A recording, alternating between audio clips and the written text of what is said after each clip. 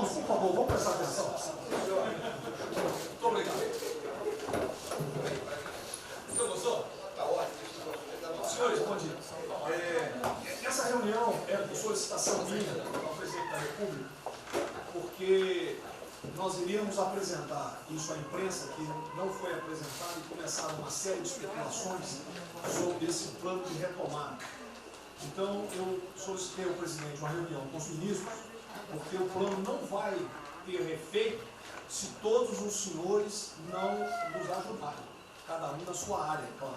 Tá? Na hora que nós precisarmos das pessoas para a coordenação do plano, os ministérios que não colocaram uma pessoa realmente que seja envolvida e tenha capacidade para poder coordenar e executar, esse ministério vai ficar mais fraco e aí o plano todo fica meio capenga. Tá?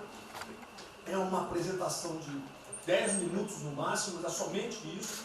Eu pediria também aos senhores que a finalidade não é reunião de ministros para nós discutirmos nada, é simplesmente para apresentarmos o plano. Como é que saiu essa ideia? Então, eu estava conversando com diversos ministros, entre eles Rogério Marinho, o Tarcísio, inclusive o nome do plano, eu roubei do plano do Tarcísio, né? Pedi autorização a ele e roubei. É um plano Marshall brasileiro. Né? E eu comecei a observar que tinha plano do Ministério de Desenvolvimento Regional, que a economia tem plano, que a saúde tem plano, e não estava havendo uma coordenação, uma sinergia. Então esse foi o motivo dessa reunião aqui. Eu vou procurar ser bem breve no objetivo. Por favor, passa para mim. Muito bom. Passou tudo, acabou. Então vamos acabar. Você está no fim, está errado, cara. Passa primeiro, muito bem. Os senhores podem observar o seguinte.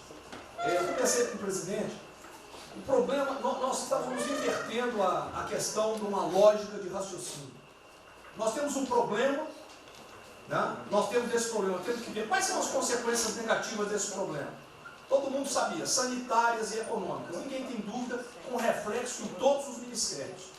Mas o foco não é na solução do problema. O foco hoje, de uma maneira geral, é quem é o culpado. Tá? E nós queremos recolocar, vamos dizer assim, readequar isso aí para como o governo deve reagir a esse problema para achar uma solução para as duas consequências negativas que ocorrem. Próximo. Então, é um programa. O programa se chama Pro Brasil. Tá? Dou crédito ao azar do Tarcísio foi ele ter conversado comigo. Eu gostei e voltei. Né? Pro Brasil é um programa para integrar, aprimorar ações estratégicas. Os senhores vão ver que o foco ele não é de governo, ele é de Estado. Eu estou tentando fazer uma projeção de 10 anos. Tá? Eu estou tentando, não, nós vamos ter que fazer isso. Para a retomada do crescimento socioeconômico em resposta aos impactos relacionados ao coronavírus. Tá? Pode passar. As dimensões do programa são essas aí. Tá? Ele pega um modelo de governança, ele busca melhoria da produtividade, investimentos estruturantes e ações estratégicas do setor público. Vai. O programa se divide em duas etapas, ou duas partes. O Pro Brasil, deixa eu ver aqui que eu não estou conseguindo enxergar. Ordem e o Pro Brasil Progresso. Tá? O Pro Brasil Ordem, que você não imprimiu para mim, que eu agradeço. Não, botou na página errada. Ele pega um arcabouço normativo, ele trata, essas são as medidas estruturantes dele. Vai ter que ter um arcabouço normativo, investimentos privados, segurança jurídica, jurídica e produtividade, melhoria no ambiente de negócios e mitigação dos impactos socioeconômicos. Na parte de investimento, ele foca em obras públicas, parcerias do setor privado. Esse programa também tem um foco na redução das desigualdades regionais. Tá? tem um foco na redução das desigualdades regionais. O Cid está com o dedo errado aí. E só um segundo, por favor. Pode passar, por favor, Cid. Qual é a abrangência do programa? Os senhores podem observar que ele tem uma parte de infraestrutura, ele tem ações viabilizadoras e tem ações de apoio na lateral.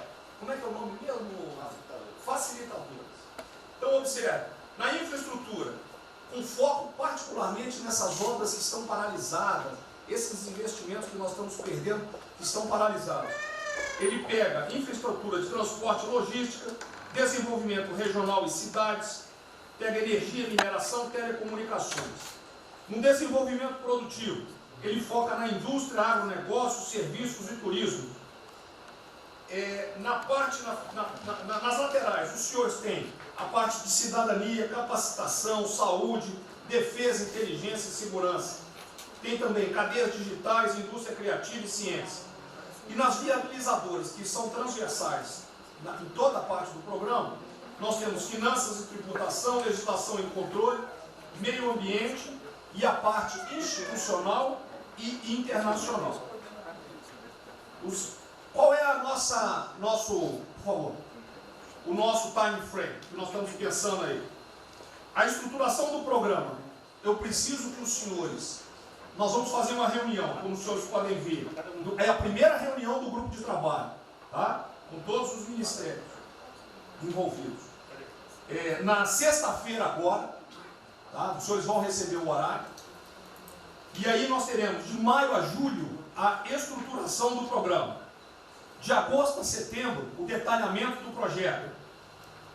A partir de outubro, implantação em larga escala, tendo um foco prioritário naquelas ações que têm uma resposta mais imediata. Porque o brasileiro é o seguinte, na hora que nós lançarmos o programa, eles vão começar a cobrar resultado. Tá? Então eu tenho que ter alguma resposta para o público. E a efetividade dos processos de monitoramento, na realidade não está no final, ele está durante todo o processo. Tá? Passa mais um, sim. Volta. Aí. O horizonte do programa, se os senhores observarem, nós estamos pensando no horizonte, né, até 2020, na verdade até 2030. Tá? Mas uma primeira fase dele, ele é faseado até o final desse primeiro governo, mas com um planejamento que prossiga nisso aí. Esse é o foco do que o trabalho dos grupos vão ter que apresentar.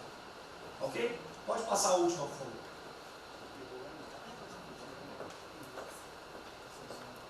É sem som mesmo. Certo? Só um layout para os senhores. Então, na sexta-feira, eu solicitaria que os senhores, quando enviassem os representantes, esses representantes já viessem com uma noção dos programas ou do que os senhores pretendem dentro dos ministérios de vocês. Uma primeira ideia, e nós vamos partir disso para elaborar isso aí. O trabalho não será feito aqui é somente uma coordenação. Cada ministério vai fazer e nós vamos coordenar. O presidente é nosso.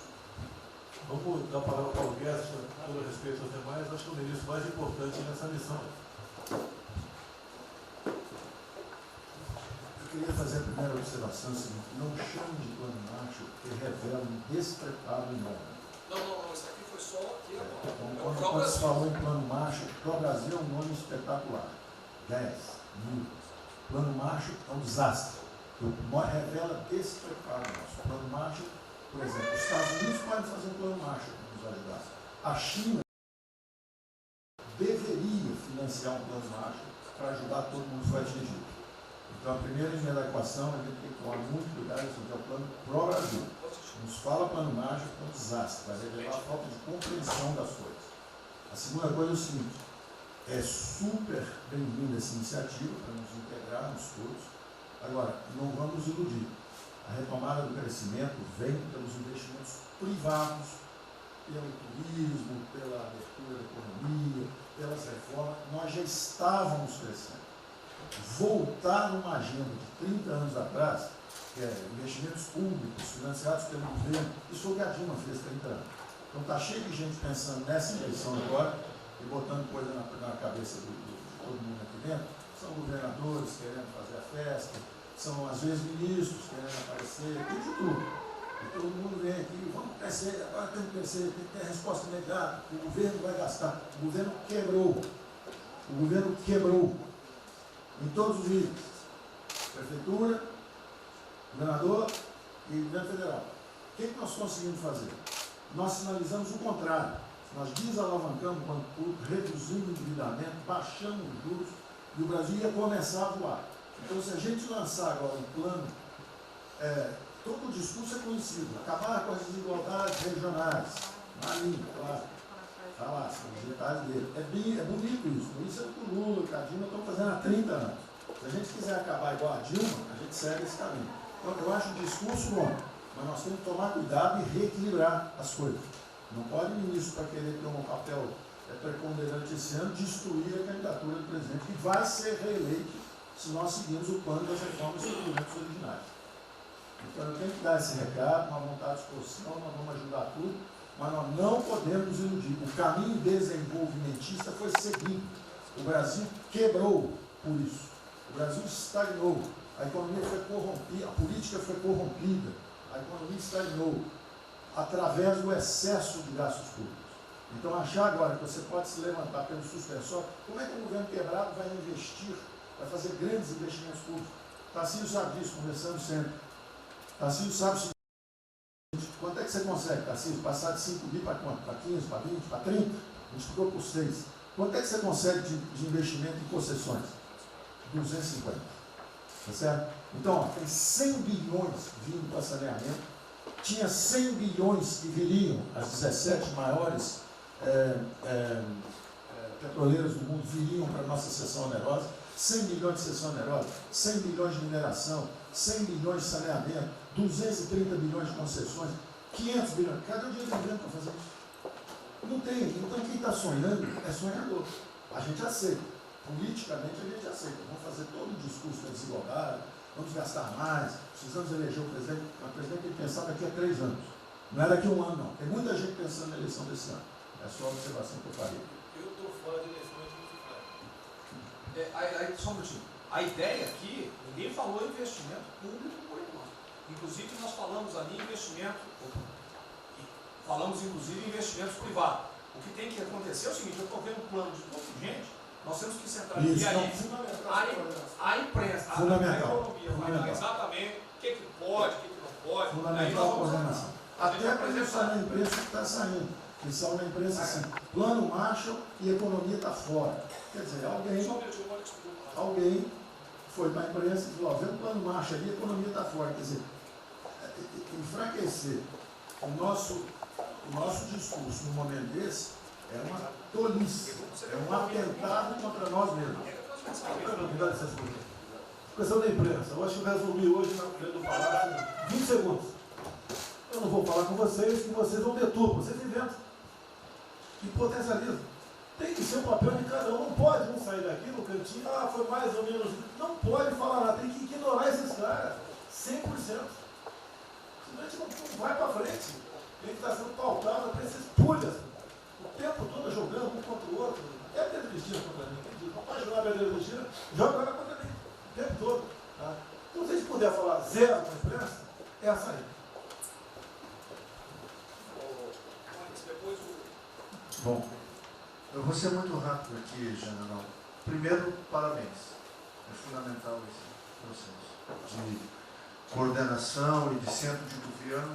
Nós precisamos ter isso cada vez mais aprofundado e com melhor qualidade.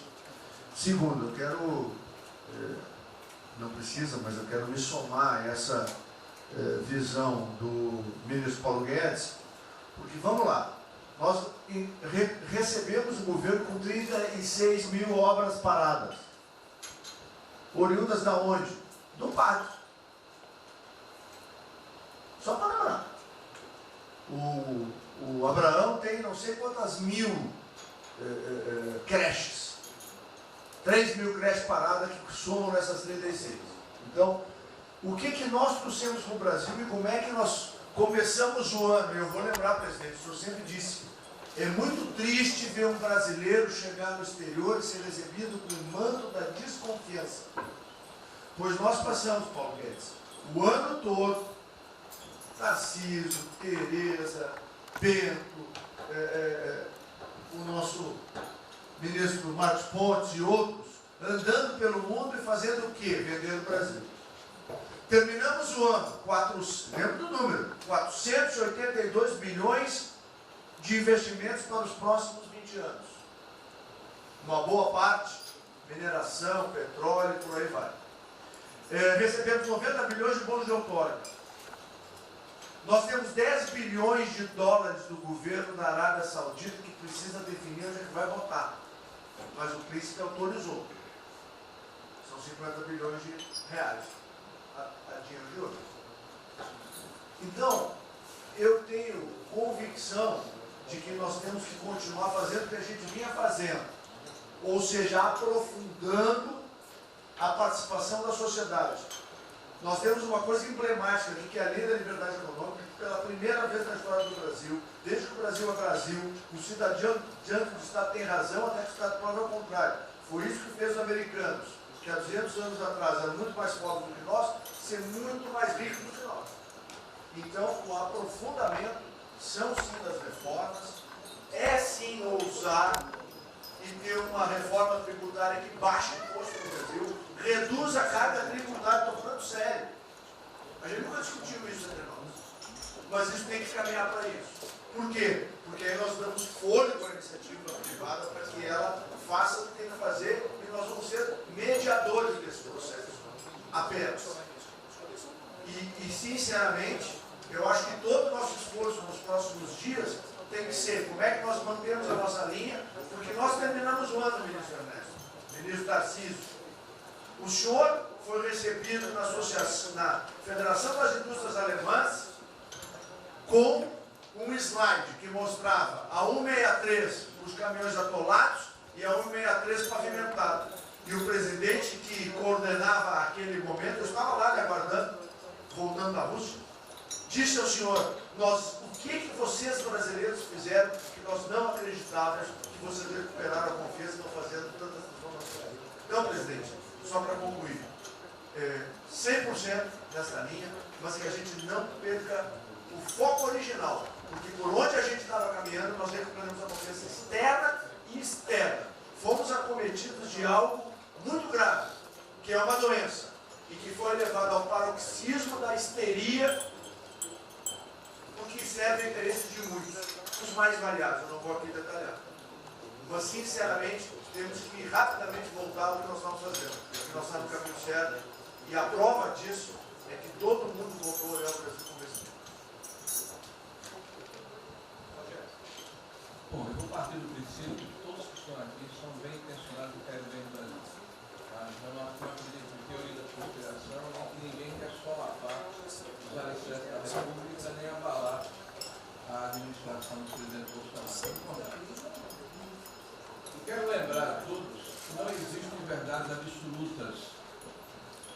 Por favor, vamos refletir. O que está acontecendo hoje no mundo não tem parâmetros nos últimos 100 anos.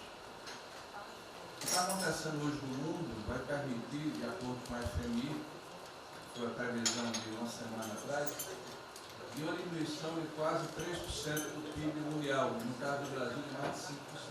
Não tem paralelo. Em situações extraordinárias, remédios extraordinários de forma circunstancial. Isso não significa que nós tenhamos a necessidade de implantarmos uma política permanente. O ministro Braga Neto está, na sua apresentação, ele estabelece, inclusive, um limite temporal e deixa claro que é uma política de Estado. O que eu peço é que nós tenhamos aqui as mentes abertas, que os dogmas, quaisquer que sejam eles, sejam colocados de lado nesse momento. Porque os governos do mundo, certamente, têm a capacidade de entender o que está se passando. Eu tenho visto governos extremamente liberais preparando programas de reconstrução, levando em consideração a necessidade de que o Estado Estado Nacional passa a ter um papel diferente como tomador de risco nesse momento em que há uma queda abrupta da liquidez. O ministro Onyx fala com muita propriedade da Arábia Saudita dos 10 bilhões de dólares. É bom lembrar, está aqui o ministro Bento, que está se pagando para se retirar petróleo do mundo. Os países vão utilizar suas respectivas liquidez para resolver os seus problemas de infraestrutura e de retomada das suas economias. Nós temos que ter segurança jurídica, senhor presidente, respeito a contratos, senhor presidente, capacidade de alavancar recursos privados com a inversão de recursos públicos, sim. É bom lembrar que eu tenho ouvido falar, não sei se é verdade, depois vai colocar na ponta do lápis, que a gente pode chegar a 600 bilhões de reais esse ano de ajuda a empresas e a pessoas físicas.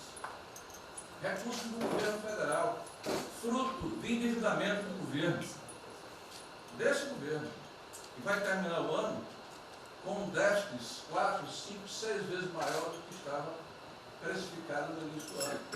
Caiu um meteoro sobre as nossas cabeças.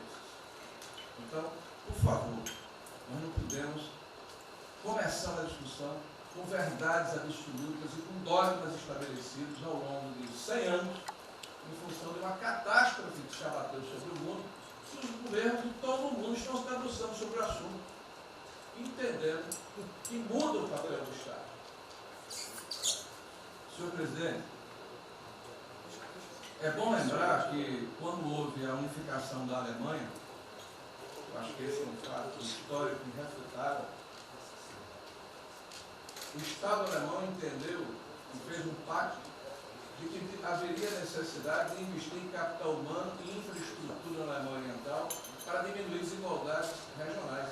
E esse é um pacto do Brasil. Essa pode ser uma catástrofe que vai nos afundar, ou pode ser uma onda para a gente surfar, uma alavanca para recuperar o país. Todos os países do mundo estão submetidos ao mesmo processo. Vai depender da nossa capacidade de termos uma opção clara de que forma vamos sair desse problema. Se vamos gastar 600 bilhões de reais para resolver uma situação que é emergencial e todos reconhecemos que é necessária, e darmos segurança à população, no caso alimentar, para evitarmos o caos, para diminuirmos a mortandade das empresas, muito bem, está correto, essa é a boa direção. Por que não 5, 6, 7% desse total, 10% desse total, em obra de infraestrutura? Por que não termos a capacidade de alavancarmos o emprego no momento em que a retomada, todos os economistas aqui reconhecem, vai ser muito lenta?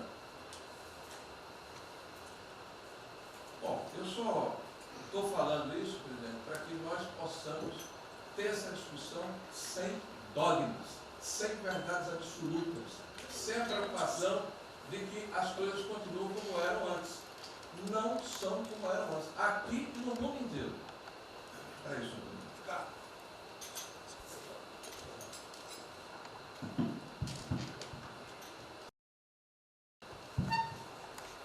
Presidente, estava assistindo atentamente a apresentação do colega Wilson Braga Neto.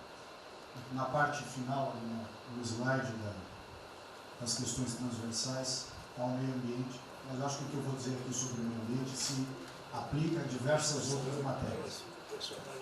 Nós temos a possibilidade, nesse momento que a atenção da imprensa está voltada quase que exclusivamente para o Covid e daqui a pouco para a Amazônia, o general Mourão tem feito os trabalhos preparatórios para que a gente possa entrar nesse assunto da Amazônia um pouco mais calçado, mas não é isso que eu quero falar. A oportunidade que nós temos, que a imprensa não está nos dando um pouco de alívio nos outros temas, é passar as reformas infralegais de desregulamentação, simplificação, todas as reformas que o mundo inteiro, nessas viagens que se referiu ao Mix, certamente cobrou dele, cobrou do Paulo, cobrou da Tereza, cobrou do Tarcísio, cobrou de todo mundo, da segurança jurídica, da previsibilidade, da simplificação. Essa grande parte dessa matéria, ela se dá em portarias e normas dos ministérios que aqui estão, inclusive o de meio ambiente, e que são muito difíceis, e nesse aspecto acho que o meio ambiente é o mais difícil de passar qualquer mudança infralegal em termos de instrução normativa e portaria, porque tudo que a gente faz é pau no judiciário, no dia seguinte.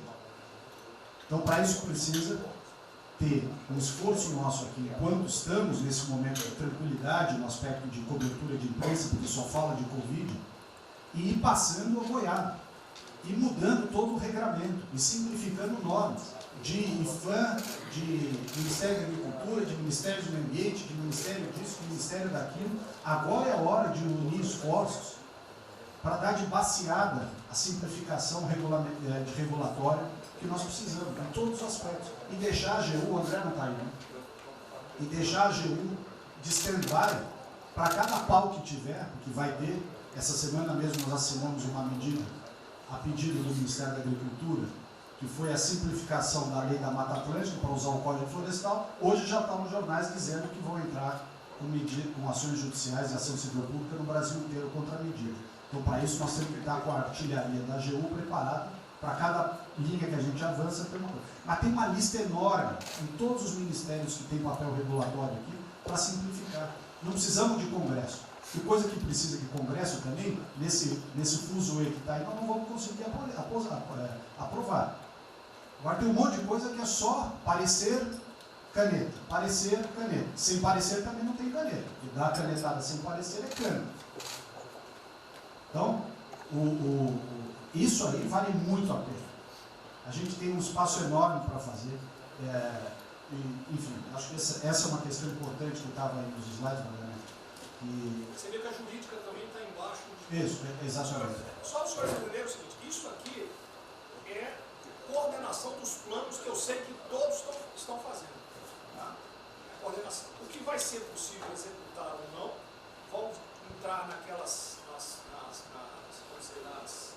nas limitações que nós temos, e o que tiver conflito será levado à decisão do presidente.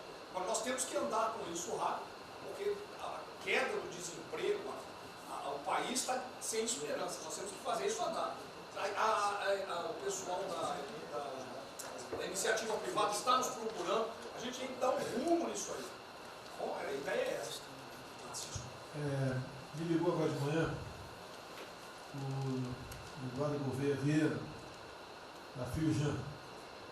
Ele quer fazer uma videoconferência onde mais de 300 empresários do Rio, que é um pouquinho abaixo do potencial de São Paulo, para hipotecar solidariedade. A ideia que nós temos de reabrir o comércio.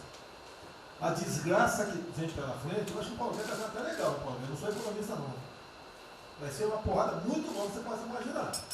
Não são apenas os informais.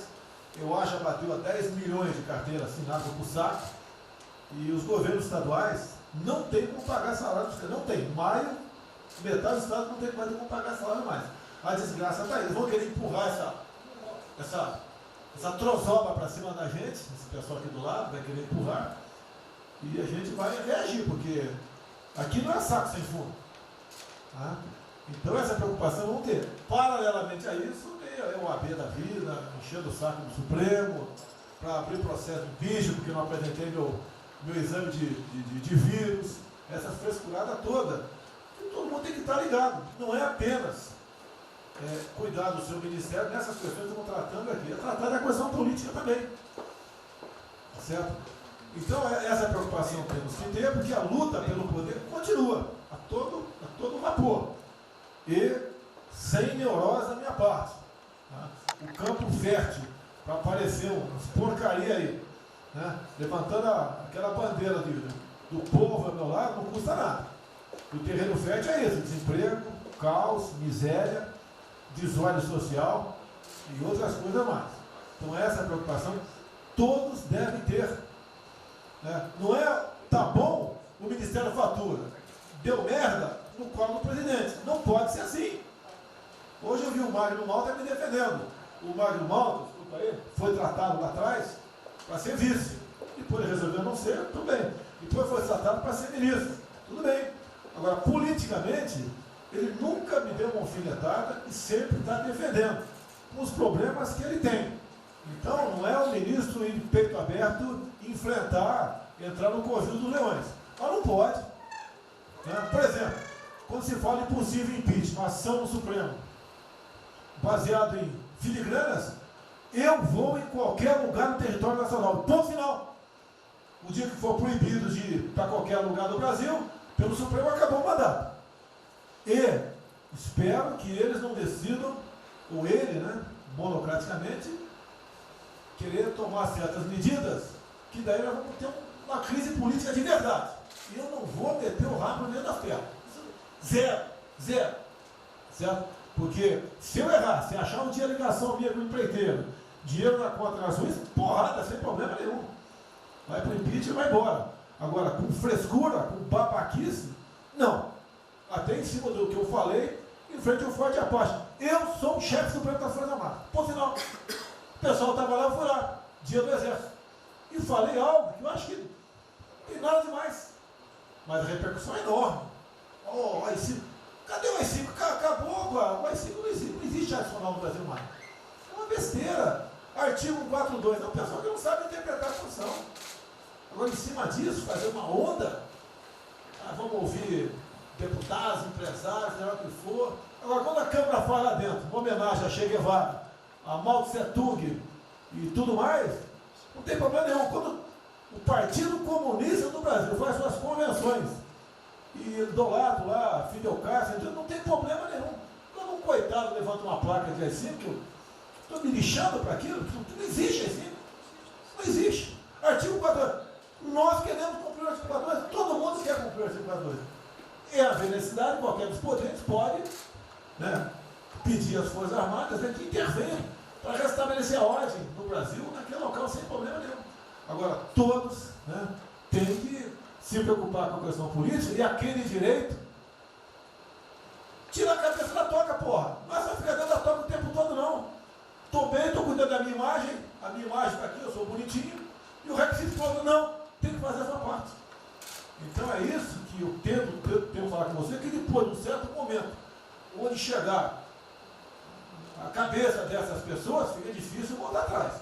Daí que é uma crise, é uma crise. Não tenho amor por esse mandato, para a cadeira de presidente. Zero. Não vou provocar ninguém.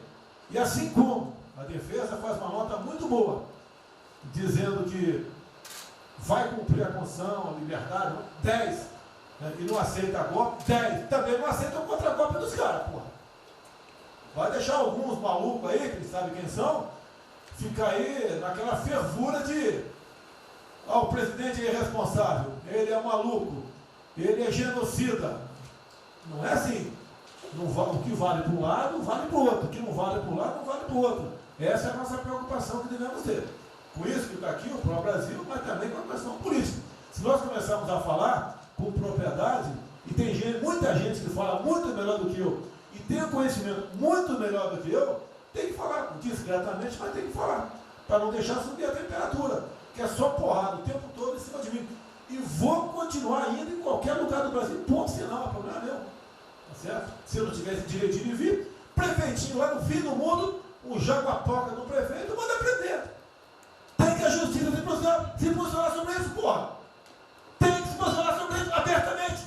Não admitimos prisão por parte do prefeito no decreto. Tem que falar, não é ficar quieto. E quem direito aqui, todos têm que falar isso aí, não é só a justiça. Todos têm que falar. Não é ficar, deixa o povo, toca o barco não e vamos em frente. Tá? Então é isso que eu apelo a vocês, pô. Essa preocupação, acordem para a política e se exponham. Afinal de contas, o governo não só. E se eu cair, cai todo mundo. Agora, vamos se vai cair um dia, vamos cair lutando, uma maneira justa, não por uma babaquice de exame antivírus, pô. Pelo amor de Deus, pô. Tá? Eu até já bem claro, de uns 8 anos para cá, quando pedia farmácia de manipulação, um remédio qualquer, eu falava com o médico. Bota um nome de fantasia, porque se for o meu nome para lá, como era sempre um cara manjado, né, tem 3, 4 que vão manipular lá o medicamento, pode me enganar, pô. E assim é a mesma coisa a questão do vírus, entre outros. De acordo com o interesse, o cara dá negativo, ou dá positivo, depois que deu, vai para contra-prova, vai dar problema. E nós sabemos, tá certo, que nós temos um compromisso com a verdade. Eu jamais mentiria se não tivesse realmente um exame negativo. Jamais eu mentia negativo, deu positivo, vice-versa. Jamais. A verdade é acima de tudo. Então é o apelo que eu faço a todos que se preocupem com política para não ser surpreendido. Eu não vou esperar o barco começar a afundar para tirar água. Estou tirando água e vou continuar tirando água de todos os ministérios tocantes a isso. A pessoa tem que entender. Se não quer entender, paciência, pô. E eu tenho o poder e vou interferir em todos os ministérios, sem exceção. Nos bancos eu falo com o Paulo Guedes, se tiver que interferir. Nunca tive problema, zero problema com o Paulo Guedes. Agora os demais, eu não posso ser surpreendido com notícias. Eu tenho a PF que não me dá informações. Eu tenho as inteligências das Forças Armadas que não têm informações. A BIM tem seus problemas, tem algumas informações. Só não tenho mais porque está faltando, realmente, temos problemas, aparelhamento, etc. Mas a gente não pode ver essa informação. Quem é que nunca ficou atrás da porta ouvindo que seu filho ou sua filha está comentando? Tem que ver, depois que ela engravida, não adianta falar com ela mais.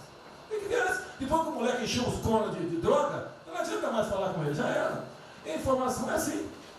Eu estava vendo, estudando aqui de semana aqui, como é que o serviço chinês secreto trabalha nos Estados Unidos. Qual a preocupação nossa aqui? É simples o negócio. Não deve falar publicamente. Deve falar como? Está todo mundo vendo o que está acontecendo?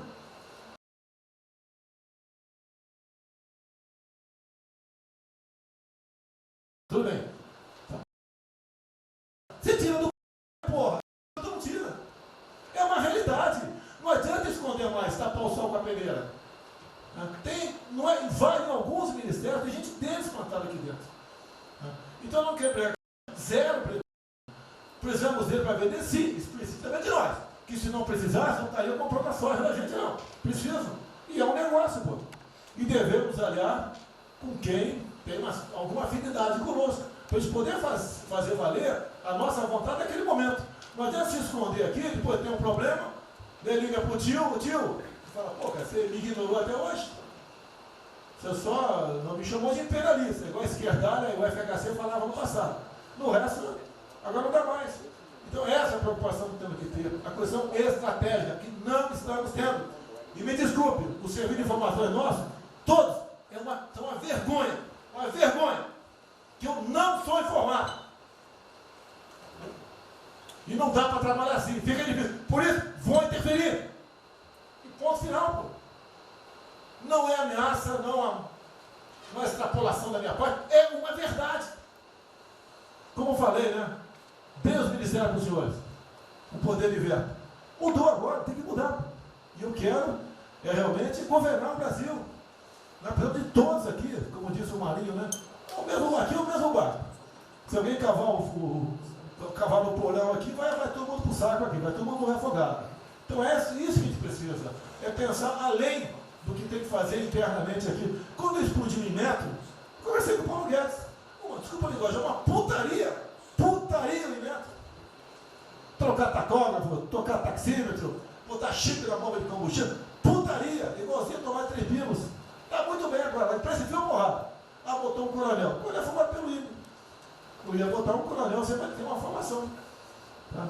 E assim nós devemos agir. Como estava discutindo agora, IFAM, está lá vinculado à cultura. Eu fiz a cagada em escolher, não escolher uma pessoa que tivesse também outro perfil. Uma excelente pessoa que está lá, tá? Mas tinha que ter outro perfil também. E vamos parar com a capa no Brasil. Compara com o Luciano Hang. Encontra lá um cocô petrificado de índio, para a obra. Para a obra. O que tem que fazer? Alguém no IFAM que resolva o assunto. E assim nós temos que proceder. E assim, cada hora, como eu falei da Tereza Cristina, que mudou a questão normativa, revogou a questão normativa, ajudou 400 mil pessoas no Vale do Ribeira, parabéns. Assim são outras decisões. A questão de armamento, tá? As questões de... por quê? Espera aí. Ministro da Justiça, por favor. Foi decidido há pouco tempo que não podia botar algema em quase ninguém.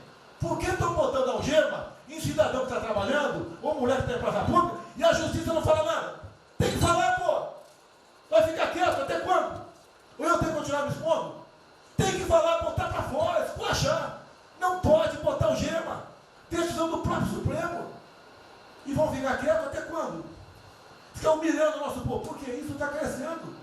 O pessoal fica apontando para mim, votei em você para você fazer alguma coisa. Votei em você para você tomar decisões, para você brigar. E é verdade. Eu estou me lixando com a reeleição. Eu quero mais que alguém seja eleito, se eu vier candidato, tá? Eu quero ter paz no Brasil, mais nada. Porque se for na esquerda, uma porrada de vocês aqui tem que sair do Brasil, que vão ser presos. E eu tenho certeza que vão me condenar por homofobia, 8 anos por homofobia. Ele inventa o racismo, como inventaram agora por Von Traub. Desculpa usar a palavra. Puta que eu pariu. O Von Traub pode ter falado uma merda do mundo, mas racista. Vamos ter que reagir, pessoal. É outra briga. Tem que ser um governo com altivez. Se expor, mostrar que nós temos o povo do nosso lado. Que nós somos submissos ao povo. Nós queremos realmente, é como disse, se não me engano, Margaret Thatcher, né? Ou Reagan, não sei, para ser conduzido pela povo brasileiro, ponto final. Onde o povo está, vamos estar juntos. Eu não convidei ninguém para ir para frente do Forte Apache. Ninguém, zero. Estava na casa do meu filho, fiquei sabendo, vou para lá. A empresa está falando agora que não sei, 2 ministros militares aí não aceitaram meu convite. O dia que ou eu convido o ministro para o churrasquinho em casa, eu pago a missão. Eu vou pagar a missão. A missão for absurda, o ministro falou, tchau, tô fora. Tá certo? Ou vai e fica puto, mas vai, pô. E jamais eu vou pagar uma missão escrota para quem quer que seja. Nem no quartel fazer isso com o recruta, nem no quartel. Tá certo? Quem tirar o nosso convívio aqui, que é muito bom, partir para essa linha. Não estamos em desespero, nós estamos bem. Não somos acusados de desvio, de corrupção, nada, tá zero. Temos problema pela frente. Vamos tentar solucionar. Eu tenho conversado com vários ministros. E vamos solucionar. Porque o destino do Brasil está na mão desse grupo privilegiado que está aqui. E eu não seria nada sem vocês. Vocês não seriam ministros sem eu. Duvido. Dificilmente eu tenha sido ministro tivesse uma data aqui. Eu duvido. Podia aceitar por alguns dias, né? Depois ver a sacanagem que ia ser. Não ia ser diferente do que foi os 2 anos anteriores do PT. Né? Ia pedir para sair.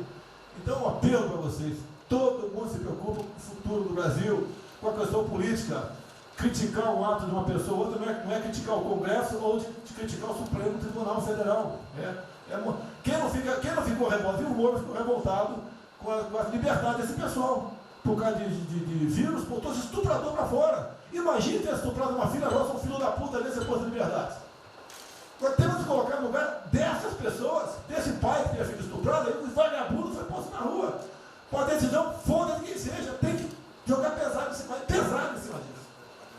Não é um desabafo, pessoal, é uma realidade. O nosso barco está indo, mas não sabemos ainda, no momento, dado o último caso, vírus, para onde é nosso barco. Pode estar indo em direção ao iceberg. A gente vai para o fundo. Então vamos se ligar, vamos se preocupar. Quem de direito se manifesta com altivez, com palavras polidas, tá? Mas coloca uma posição. Porque não pode tudo veio para a minha retaguarda, tudo. Tá? E vocês têm que apanhar junto comigo, logicamente, quando tiver motivo para apanhar, ou motivo para bater.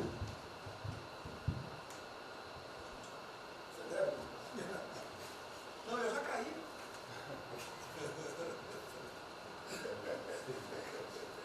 Já foi ministro Moro, por favor. A sequência aqui é o seguinte: ministro Moro, Montezano, o Nelson e o Paulo Guedes. Eu pediria só aos senhores que fossem breves. Você também? Paulo Guedes quer uma política e quer cobrar os salários. Depois do Moro.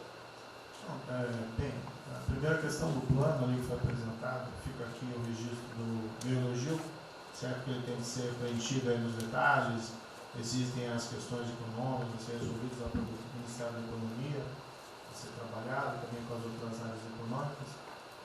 Só faria uma sugestão aqui, ministro, se pudesse colocar desde logo, em algum momento desse plano, alguma referência importante também à segurança pública e a controle da corrupção. Foram 2 temas centrais, né, nas últimas eleições, e são 2 temas que, embora, claro que o plano vai ficar sujeito aí ao detalhamento necessário, mas acho que é importante ter uma referência inicial para não parecer que nós estamos descurando desses aspectos específicos. Nós não entramos em detalhes, porque isso aqui, o senhor viu que todos os ministérios praticamente estão dentro, isso aí para mim viria no detalhamento do ministério, mas eu acho que politicamente cabe. Não, sim. Não, eu entendo que cabe no detalhamento, mas acho que uma referência né, seria interessante. Tem que apontar também que foi uma vitória do governo, do presidente. No ano passado houve uma queda expressiva desses principais indicadores criminais. Isso, embora seja mais vinculado com a questão da vida e segurança das pessoas, também é um fator importante para o investimento econômico, para também melhorar o ambiente econômico. E o controle da corrupção também é pressuposto. Né? Então, eu faria exclusivamente essa sugestão específica. Muito obrigado. Já está anotado. Montezano, ministro, primeiramente, parabéns. Acho que é um momento oportuno para a gente começar a falar do dia seguinte. O próprio ministro Guedes, nas discussões que temos tido nas últimas semanas, tem nos orientado. O BNDES foca na reconstrução, foca no dia seguinte, porque a crise de saúde vai demorar alguns meses e a reconstrução muito mais meses do que isso. Então é muito oportuno a gente já começar a discutir isso. Segundo, aqui eu subscrevo as palavras do ministro Salles. O que a gente tem observado nos projetos e concessões, etc., uma parte crítica essa legislação para o funcionamento da máquina pública. É um momento muito oportuno para a gente aproveitar isso. Isso faz uma baita diferença no preço de um projeto, na velocidade, faz muita diferença. Então, eu subscrevo aqui as palavras do ministro Salles. E, por último, ministro, quando eu assumi o banco em julho, o banco estava montado como uma fábrica de empréstimo. O banco, durante 15 anos, foi uma fábrica de empréstimo. De julho até hoje, a gente fez uma reestruturação completa no banco, montando o que eu acredito hoje ser já o maior banco de investimento do Brasil em pessoas, e um banco de investimento de serviços focado em planejamentos econômicos setoriais e estruturação de projetos. Tá? O banco já está atuando dessa forma. Temos um vasto conhecimento setorial, um vasto conhecimento de planejamento, já está rodando a contento, e esse BNDES de hoje se parece muito mais com o BNDES de 20 anos atrás, que era o BNDES que planejava e estruturava esses projetos no Brasil. Então eu queria colocar aqui à sua disposição, que nos use, estamos a serviço. Então o que o senhor achar adequado, razoável, tanto no fornecimento de informações, mas como também nesse planejamento, na coordenação, temos já um modo operandi, uma estrutura que é plug and play. Se o senhor quiser usar, já está pronta para rodar para esse tipo de mapeamento e estruturação de projeto. Então, por favor, sinta-se bem à vontade de nos usar integralmente aqui na coordenação desse projeto, caso o senhor entenda adequado. Tá? Tiago. Nelson. Bom, estou chegando aqui, então é importante que eu coloque para você como é que a gente vai trabalhar. A saúde ela é fundamental, porque enquanto a gente não mostrar para a sociedade que a gente tem o controle da doença, da saída dela, qualquer tentativa econômica vai ser ruim, porque o medo vai impedir que você trate a economia como uma prioridade. Então, controlar a doença hoje é fundamental. E controlar a doença não significa que a gente vai curar a doença em uma semana, mas que a gente não é um barco à deriva e que a gente tem uma estratégia para trabalhar essa doença. Então, são 3 coisas que a gente vai trabalhar. Primeiro, a informação, para entender o que é a doença, qual é a evolução dela, como é que está a infraestrutura para cuidar da doença. Porque um dos grandes problemas que a gente tem hoje, se a gente olhar o Brasil hoje, ele é um dos melhores países em número em relação à mortalidade. O que assusta é você ver que o hospital não consegue atender, a gente do frigorífico, a gente está abrindo cofre em algum lugar para enterrar, e isso traz medo. E o medo impede que qualquer outra atividade tenha sucesso. Porque enquanto isso não for sanado, o restante vai ter muito pouca chance de ser comprado pela sociedade. A segunda coisa é estruturar a operação de cuidado. Então a gente vai investir em logística, vai investir na parte de compra e tentar melhorar o processo. Por quê? Porque se eu tiver os hospitais funcionando, eu vou ter os pacientes tratados, eu não tenho a sensação da crise, o medo melhora e o restante pode entrar. E a terceira coisa é a gente deixar claro um programa de saída do isolamento e do distanciamento. Não é que vai sair amanhã, mas a gente tem que ter um planejamento. Porque aí a gente realmente mostra que a situação está na nossa mão. Pode ser que demore um pouco, mas a gente está controlando esse processo, que a gente não está sendo um barco à deriva. Então, basicamente, eu queria falar para vocês, essa é a forma como a gente vai tratar, e a gente vai estar interagindo com todos os ministérios que forem necessários, para que isso aconteça da forma mais rápida possível. Basicamente é isso, é um prazer ter aqui com vocês. onde eu liguei para o diretor-geral da Polícia Rodoviária Federal. Chegou ao meu conhecimento uma nota que era dele sobre o passamento de um patrulheiro. E ele enfatizou que era por 2019. Eu liguei para ele, por favor. O que mais? Ele era obeso, era isso, tinha comorbidades. Mas ali na nota dele só saiu Covid-19.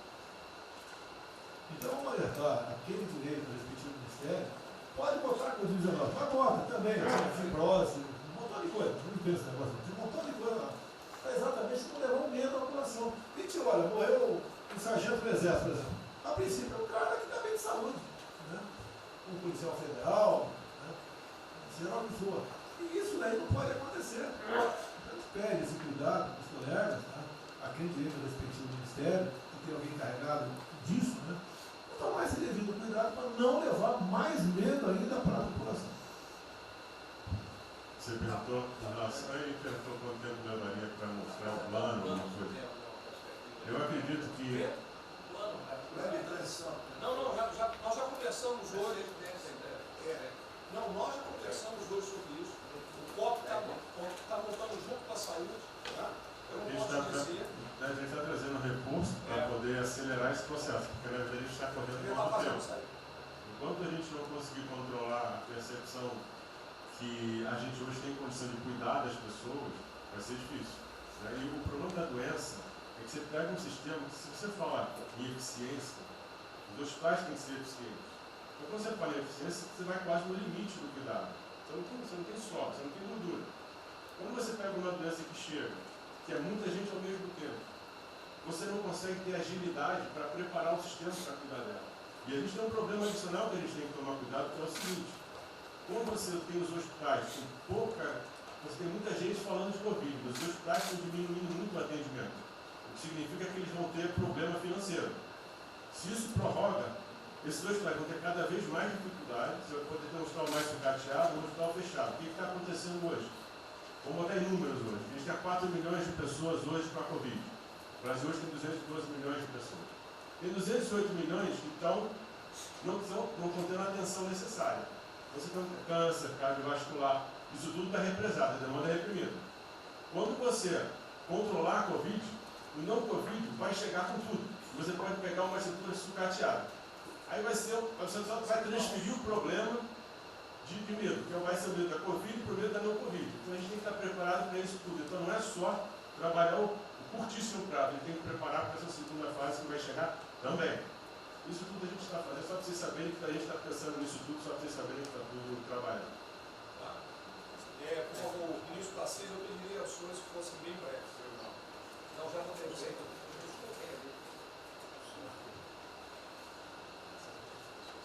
Só para louvar a iniciativa, acho que é importante essa coordenação da Casa Civil. Tenho certeza que é o que a sociedade espera isso de nós.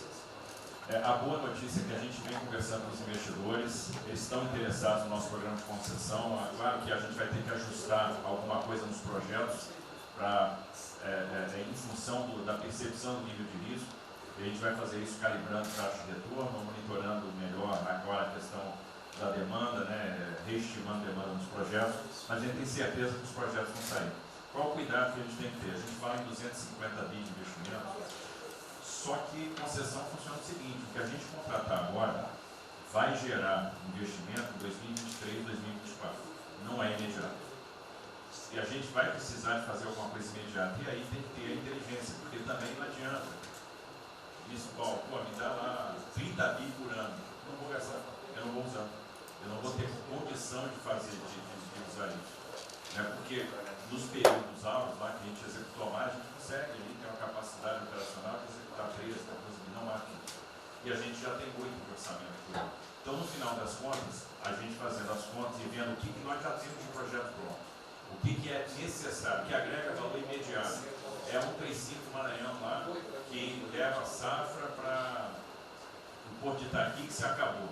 Ali eu posso fazer uma intervenção imediata. E no que a gente vai falar? Eu estou falando de pegar os 8 que a gente tem e agregar mais 3, mais 4.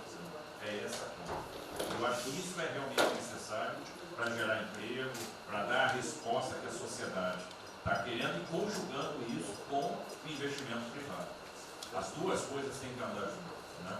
E aí nós vamos dar um bom retorno. A gente está vendo aí o esforço que o BNDES está fazendo, está fazendo um trabalho magnífico, trazendo o banco, trazendo o privado, o sindicato de bancos, para assumir uma responsabilidade que é deles também. O Banco Central injetou um monte de liquidez aí no sistema, para o dinheiro não ficar empossado, e aí preservando o caixa para atuar, né, nesses projetos de estrutura que vai ser fundamental. Então, eu acho que é essa linha que nós precisamos ter, né? E tivemos aí dois caras aí na história recente que pegaram terra arrasada e entraram para a história. Um foi o Roosevelt, o outro foi o Churchill. O terceiro vai ser o Bolsonaro.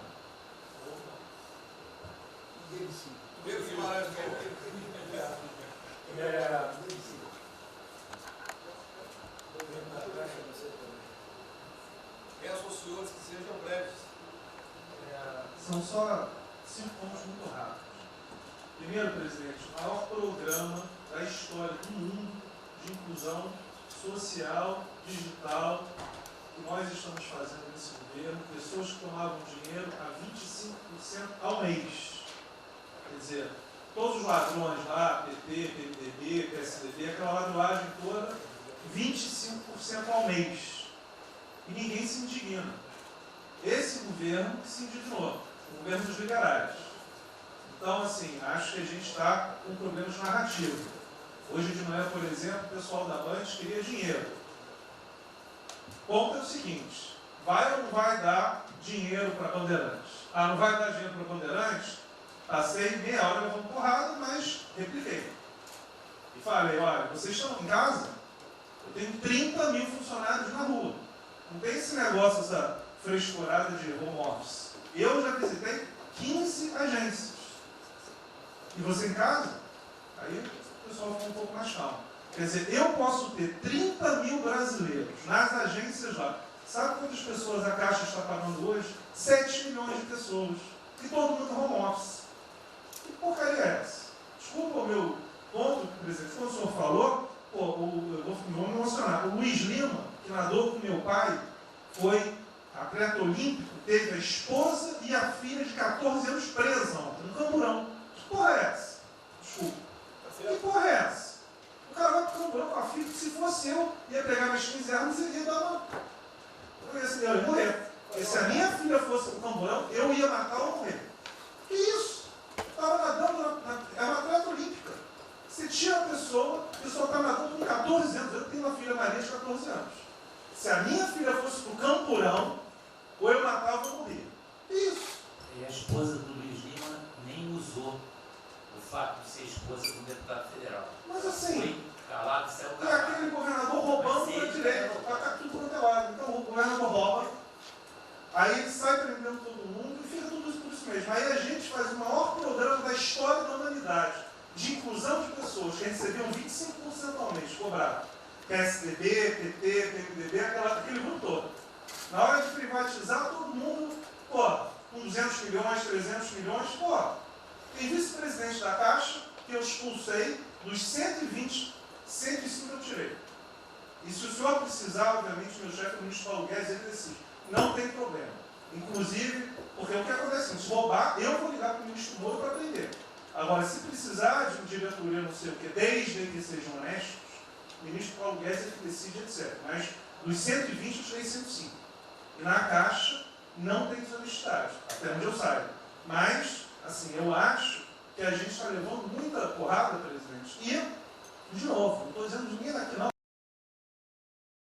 Eu só levo porrada. Agora, tem limite. Desculpa, todo lugar que eu vou, as pessoas normalmente são educadas. Mas a paciência chega no limite, obviamente não dessa maneira. Eu acho que tem um ponto. Nós estamos emprestando 154 bilhões de reais, mas só um ponto que eu acho importante.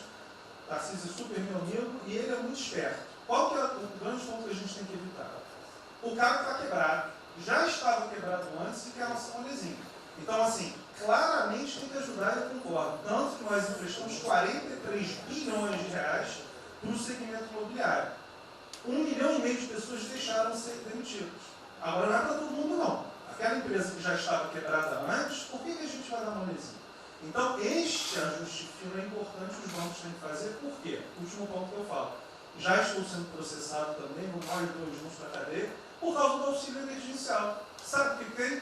Tem gente do TCU dizendo que a gente está ganhando muito e tem gente dizendo que a gente está ganhando pouco. Ferrou.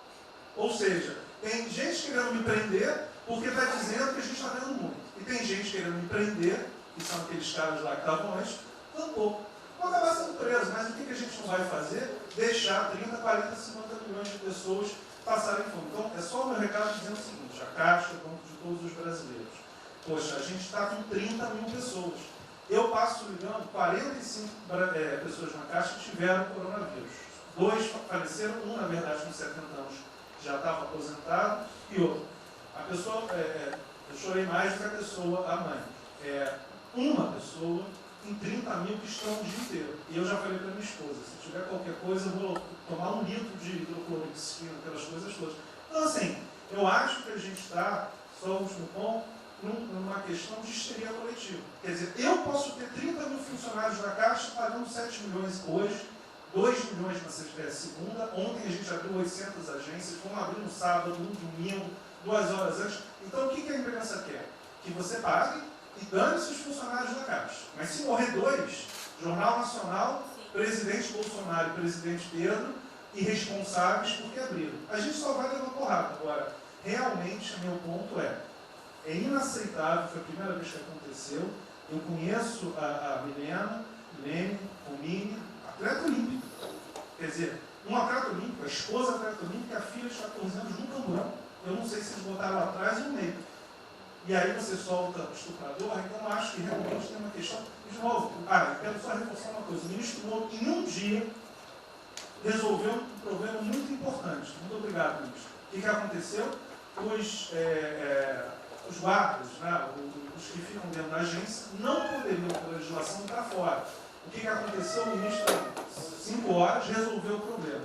Então, nos próximos 90 dias, os atendentes da Caixa Econômica Federal, os guardas, vão poder ir para fora para ajudar a fila.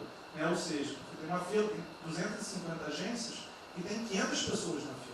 E aí, com a ajuda do ministro Moro da Polícia Federal, eles emitiram uma portaria. Então, só para finalizar, quero agradecer, ministro. Esse é um registro aí, até foi fácil de resolver, foi a Polícia Federal que resolveu.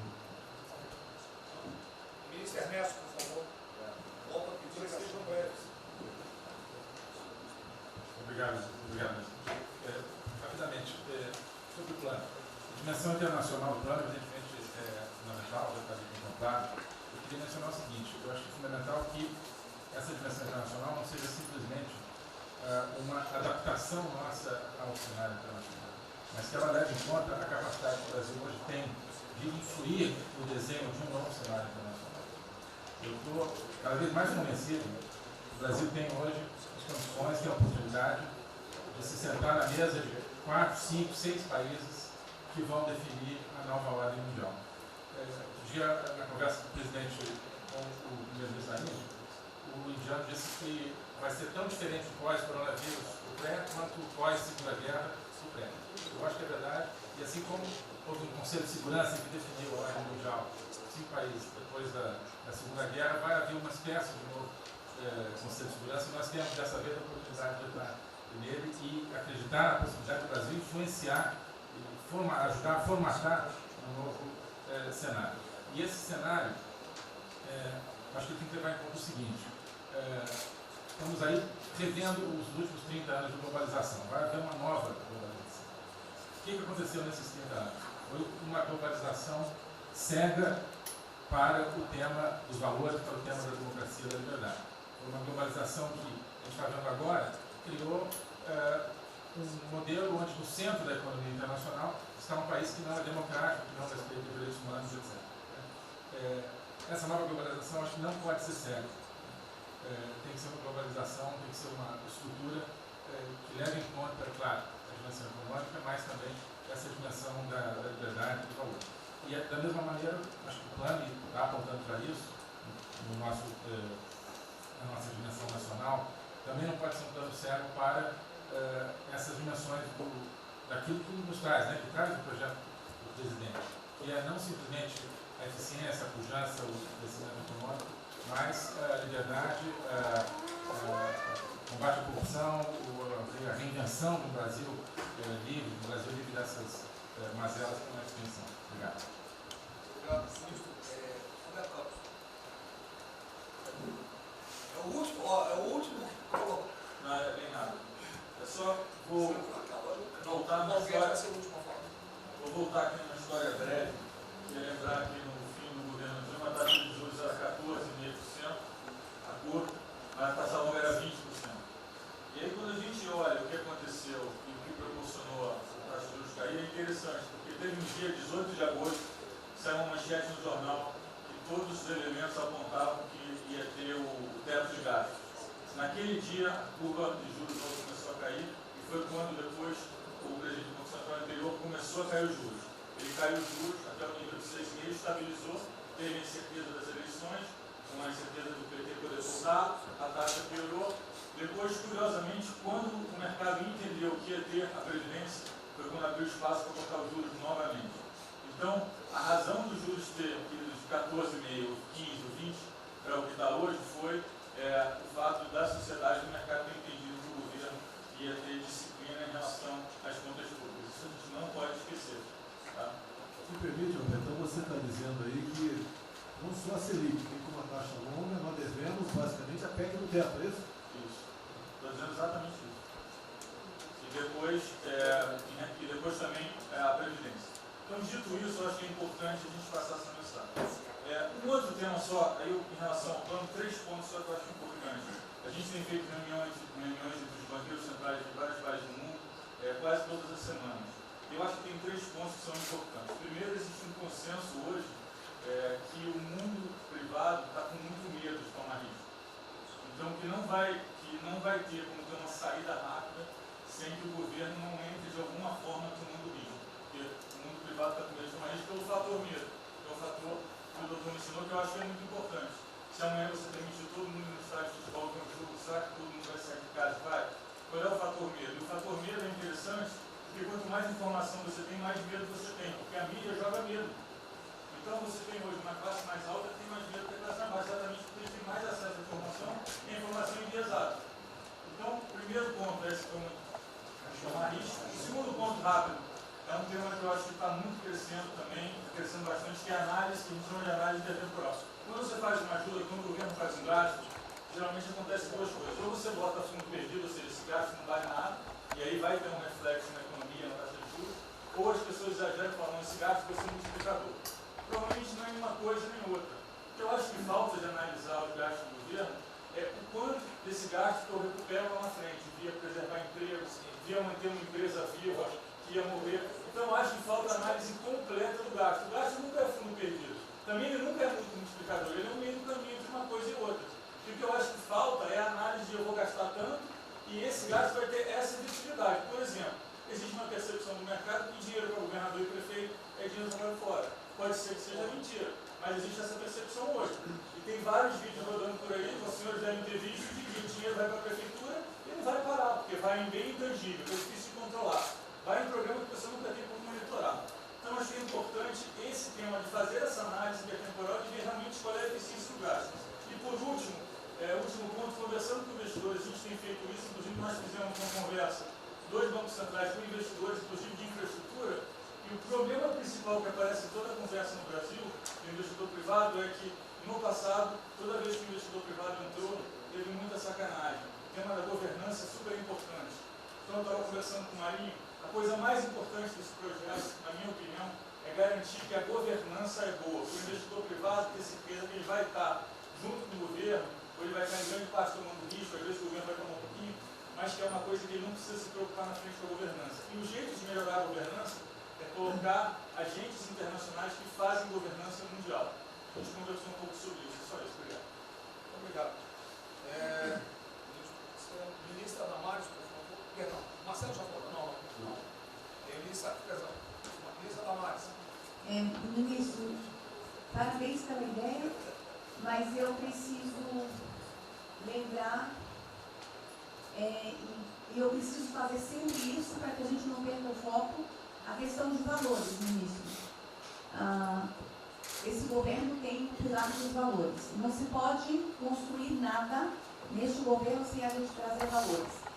Nós estamos sabendo, e a gente está falando o tempo todo, que nós não seremos mais os mesmos depois dessa pandemia. O mundo não será mais o mesmo, nós não seremos mais o mesmo, e nós vamos ter que fazer uma revisão de políticas públicas no mundo todo e no Brasil.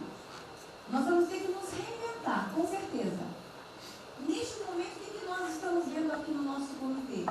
Nós estamos buscando dados e não estamos encontrando dados. Nós recebemos um governo que não tinha dados, os dados que nós tínhamos eram falsos, mentirosos.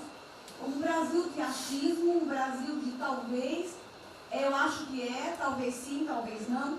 Políticas públicas construídas até agora nessa nação em cima de talvez e de achismo. Nós vamos ter que rever muita coisa. É um país plural.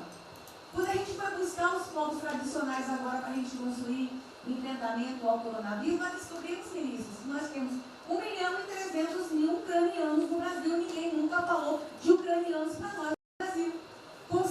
Com a sua cultura totalmente preservada no Brasil. Nós estamos com 1.500.000 ciganos, e eu falava de 1.300.000, e são 1.500.000 ciganos. Nós estamos... Então, presidente, nós vamos ter que rever muita coisa na aplicação das nossas políticas públicas no Brasil. Os nossos seringueiros são em números maiores do que a gente imagina no Brasil. Então, tudo que nós formos construir, nós vamos ter que ver, ministro, a questão dos valores também. A questão, os nossos quilombos estão crescendo, e os meninos estão nascendo nos quilombos, e seus valores estão lá. Então, tudo vai ter que ver a questão dos valores. E quando eu falo valores, ministro, eu quero dizer para o senhor, nós estamos com quase 80.000 idosos em abrigos no Brasil. Eu me surpreendi com números. Nós estamos com quase 60.000 crianças em abrigos no Brasil. Os números estão me surpreendendo. E eu estou com um número absurdo de mulheres também em busca de abrigos por causa de violência. Então, tudo isso tem que vir para este pacote. Nós vamos ter que fazer algumas revisões de políticas públicas no Brasil. Então, por favor, ministro, coloque aí a questão de valores. E quando eu falo valores, aí eu quero olhar para o nosso novo ministro aqui da Saúde e dizer, ministro, valores estão lá no seu ministério também. Neste momento de pandemia, a gente está vendo aí a palhaçada do STF trazer o aborto de novo para a pauta. E lá está a questão de as mulheres que são vítimas do Zika vírus vão abortar. E agora vem do coronavírus. Será que vão querer liberar que todos que tiveram coronavírus poderão abortar no Brasil? Vão liberar geral? O seu ministério, ministro, está lotado de feminista que tem uma pauta única, que é a liberação de aborto. Quero te lembrar, ministro, que está chegando agora, este governo é um governo pró-vida, é um governo pró-família. Então, por favor. E aí, quando a gente fala de valores, ministro, quero dizer que nós estávamos sim no caminho certo. A gente não precisa reinventar muita coisa, não. E eu quero citar aqui um exemplo da política indigenista, como este governo estava construindo. Todo mundo começou a dizer, a esquerda começou a falar, que o coronavírus iria dizimar os povos indígenas no Brasil. O primeiro óbito, dia 12 de abril, sabe o que é isso? A forma como nós estávamos conduzindo a política indígena no Brasil. Primeiro óbito, dia 12 de abril. E eu fui lá para a Amazônia, em Roraima, junto com o presidente da FUNAI e o secretário nacional de saúde indígena, para acompanhar o primeiro óbito. A forma como a gente conduziu deu muito certo. Vamos ter que melhorar? Vamos ter que melhorar. E por que nós fomos lá, presidente? Porque nós recebemos a notícia que haveria contaminação criminosa em Roraima e Amazônia, de propósito, em índios, para dizimar aldeias e povos inteiros para colocar nas costas do presidente Bolsonaro. Eu tive que ir para lá com o presidente da FUNAI e me reunir com os generais da região e o superintendente da Polícia Federal para a gente fazer uma ação ali meio que sigilosa, porque eles precisavam matar mais índio para dizer que a nossa política não estava dando certo. Então, o que a gente estava fazendo estava dando certo, o que nós estamos fazendo está dando certo. Então, aqui, general, todo o nosso trabalho que envolve políticas de valores precisa estar aqui no Pró-Brasil. E aí, presidente, só para encerrar, eu quero dizer para o senhor que a sua angústia tem razão de ser. Nunca houve tanta violação de direitos no Brasil como neste período. Direitos fundamentais foram violados. No nosso Disque 100 tem mais de 5.000 registros, ministros, de violação de direitos humanos. Mas o senhor tem uma ministra de direitos humanos e uma equipe muito corajosa. São mais de 5.000 procedimentos e ações que estão sendo construídos. Governadores e prefeitos responderão ao processo. Idosos estão sendo algemados e jogados dentro de camburões no Brasil. Mulheres sendo jogadas no chão e sendo algemadas por não terem feito nada. Nós estamos vendo padres sendo multados em R$90 mil porque estavam dentro da igreja com 2 fiéis. A maior violação de direitos humanos da história do Brasil nos últimos 30 anos está acontecendo neste momento. Mas nós estamos tomando providências, a pandemia vai passar, mas governadores e prefeitos responderão processos. E nós vamos pedir, inclusive, a prisão de governadores e prefeitos. E nós estamos subindo o tom. E discursos estão chegando. Nosso ministério vai começar a pegar pesado com governadores e prefeitos. Nunca vimos o que está acontecendo hoje. Se eles falavam que nós éramos violadores de direitos, eles estão. Inclusive, o governador Wellington agora, ontem, determinou que a polícia poderá entrar nas casas. Vocês não imaginam o que ele vai fazer. Poderá entrar assinou. A polícia poderá entrar na casa sem mandato. Então, assim, as maiores violações estão acontecendo nesses dias. Então, nós estamos fazendo enfrentamento de mais de 5 procedimentos. O nosso ministério já tomou a iniciativa e nós estamos pedindo, inclusive, a prisão de alguns governadores. Então, está aí algumas respostas. Valores. Por favor. Valores. Posso falar? Pode. Vamos ver mais. Houve aqui uma apresentação, uma representação do ministro Paulo Guedes, que a senhora vai receber mais dinheiro. Obrigada. Ministro Marcelo, por favor. Obrigado, vou ser bem breve também. Primeiro, parabenizar o ministro Braga Neto pelo... Eu queria só dizer uma coisa seguinte, eu fico bem, cara. Não é trabalho meu, é trabalho da equipe e eu roubei ideia de um bando de gente. Eu roubei ideia aqui, ali, eu roubei ideia. Tá? Eu aproveitei a ideia, só coordenei. Um cronograma importante do projeto, obviamente, todos os ministérios, como o Ministério do Turismo também, já estamos finalizando até amanhã esse programa de retomada. E, presidente, o turismo, obviamente, ele tem uma importância muito grande para a economia, o Paulo Guedes sabe disso, mais de 8%, ou seja, quase 10% do PIB nacional é turismo. E o presidente falou que vai extinguir o Ministério porque o turismo acabou. Agora precisa do Ministério mais do que nunca, presidente. O turismo ele vinha numa crescente muito importante. O ano de 2019 cresceu 2,6%, enquanto a economia cresceu 1%, gerou 163% a mais de emprego do que o ano de 2018. E, obviamente, no meio dessa pandemia, foi o primeiro a ser impactado de forma brutal. O Rogério Marinho sabe bem disso e nos ajudou muito aí. Quero aproveitar para agradecer o Paulo Guedes, a Marinho também nos ajudou muito nesse processo, de contemplar, ou seja, de ter um plano de ação que viesse evitar o desmonte do setor do turismo, porque grande parte das empresas do turismo passou de um fluxo de caixa de 100 para 0 de um dia para o outro. Então, ações como a suspensão de contrato de trabalho, o ministro Moro também agradeço, teve uma ação fundamental para o setor, que foi uma medida provisória que contemplasse ambas as partes, tanto o consumidor quanto as empresas, através da Senacom, o que impediu judicializações em massa, porque aquela pessoa que comprou o ingresso de um show ou um pacote turístico, ela, se fosse para cima das empresas ainda para pedir o reembolso de imediato, isso seria catastrófico, geraria mais desemprego ainda.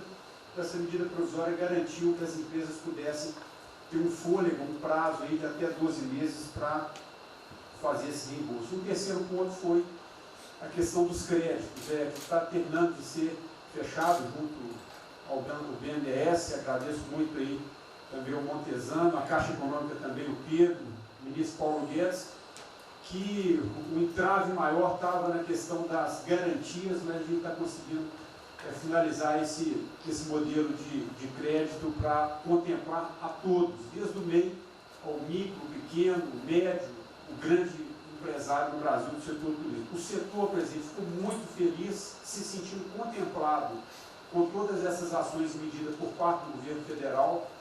O setor do turismo no Brasil fizeram cartas com as principais associações agradecendo a postura do governo federal em relação a isso. Eu quero, presidente, falar um assunto aqui que talvez seja muito polêmico, mas eu acho que importante esse debate nesse momento. Aí eu falo também para a ministra Damares, que eu sei que é uma pauta muito sensível também a ela, que é a questão, presidente, porque o Ministério do Turismo agora tem que ter um planejamento, um plano de atração de investimentos, que é o que gera emprego, renda, é o que ajuda, obviamente, a economia do Brasil. E para isso, presidente, eu acredito que é um momento propício nesse planejamento da retomada discutir os resorts integrados. Não é legalização de jogos, não é bingo, não é caça-níquel, são resorts integrados. Obviamente, presidente, uma pauta precisa ser construída, ainda mais estou olhando para um cara que veio para mim.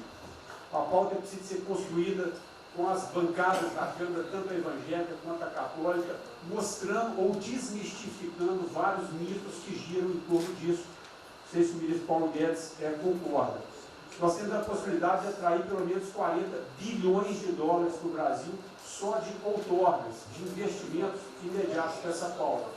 Mas o que precisa ser feito, presidente, é realmente desmistificar a questão de evasão de divisas, de lavagem de dinheiro, de tráfico de drogas, e para isso eu sugeriria que nesse debate pudéssemos contar com o Ministério da Justiça, através da Polícia Federal, o Ministério Público na mesa, a Receita Federal, os órgãos de controle, mas obviamente, presidente, uma pauta que só levaremos para frente se a gente conseguir pacificar ou nos fazer entender pela bancada evangélica, pela bancada católica, para que não haja uma distorção na comunicação disso. Tem que ser um projeto muito bem feito, que eu acredito que pode ser, nesse processo da retomada, uma grande oportunidade para o Brasil atrair grandes complexos, dos quais apenas 3% são utilizados para os cassinos. E outra, isso não tem impacto diretamente nenhum na família dos trabalhadores brasileiros. Tá diabo. Não, ainda tem isso não. Eu vou ter que começar a desmistificar para dar mais aqui. Estou vendo isso. Então, presidente, aqui, não estou dizendo que a gente tem que colocar isso como um projeto de governo, obviamente, mas abrir esse debate em torno dos resorts integrados. Tá. E para finalizar, presidente, o ministro Nelson, prazer estar aqui com a sua primeira vez, a gente fez um projeto muito bem elaborado, né, dentro do comitê de operações, que visa fazer com que os hotéis possam abrigar os profissionais de saúde, e só os profissionais de saúde.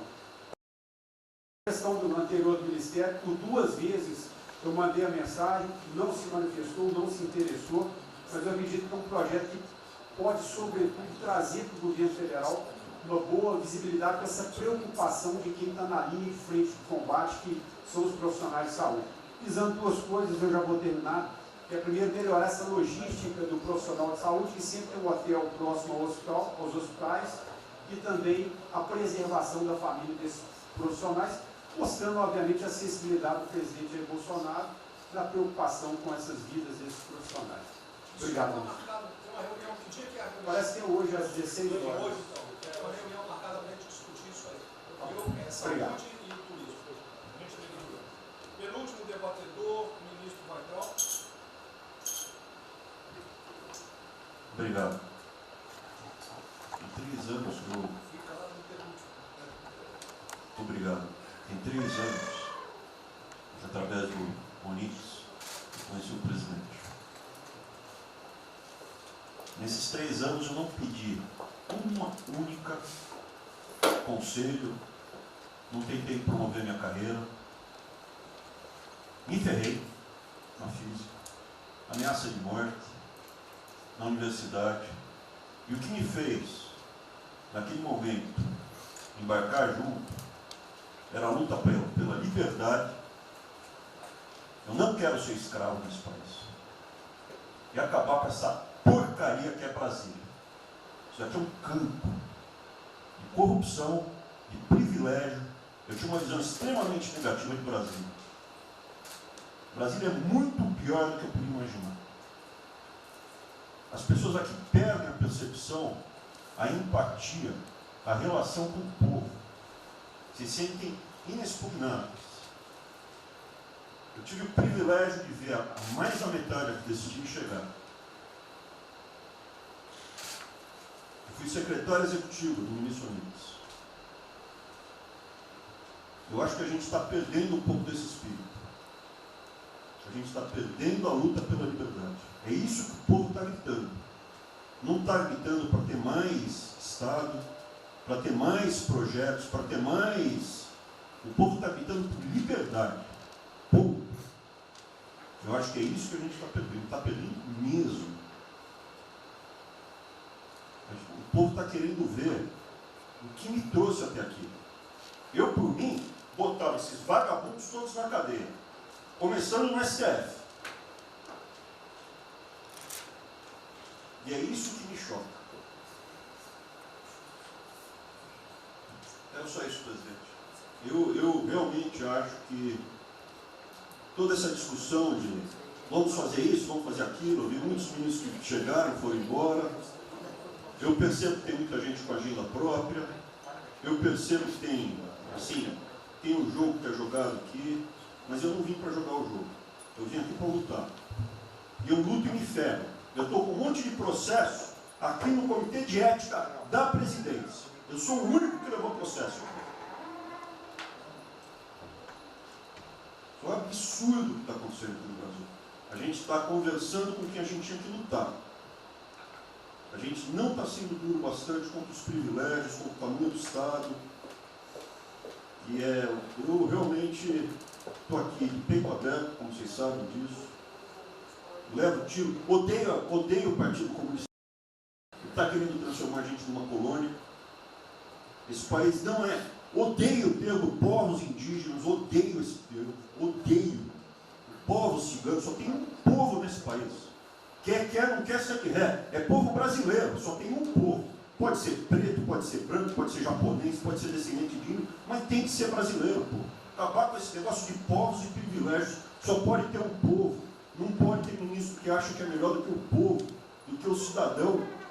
Isso é um absurdo. A gente chegou até aqui. O senhor levou uma facada na barriga. Fez mais do que eu. Levou uma facada. Mas eu também estou levando qualidade e estou correndo risco. E fico escutando esse monte de gente defendendo privilégio, teta. Entendeu? É isso. Negócio, empréstimos. A gente veio aqui para acabar com tudo isso, não para manter essa estrutura. E esse é o meu sentimento extremamente chateado que eu estou vendo. Essa oportunidade se perder. Eu sou, evidentemente, eu estou no grupo dos ministros que está mais ligado com a militância. É evidente que eu era militante. Eu estava militando de peito aberto, continuo militando, do ponto de vista de carreira. Eu poderia ter tentado me dar bem. Não foi isso que eu fiz.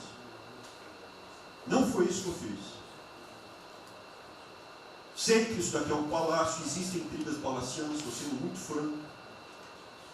E a gente pode sim perder a liberdade, perder esse país. Ninguém vai se dar bem se a gente perder esse país.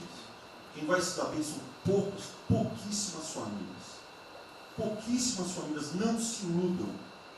Não se iludam. Para isso. Deixa eu complementar aqui. O que o Ventralha está falando, eu estou com 65 anos, a gente vai se aproximando do que não deve.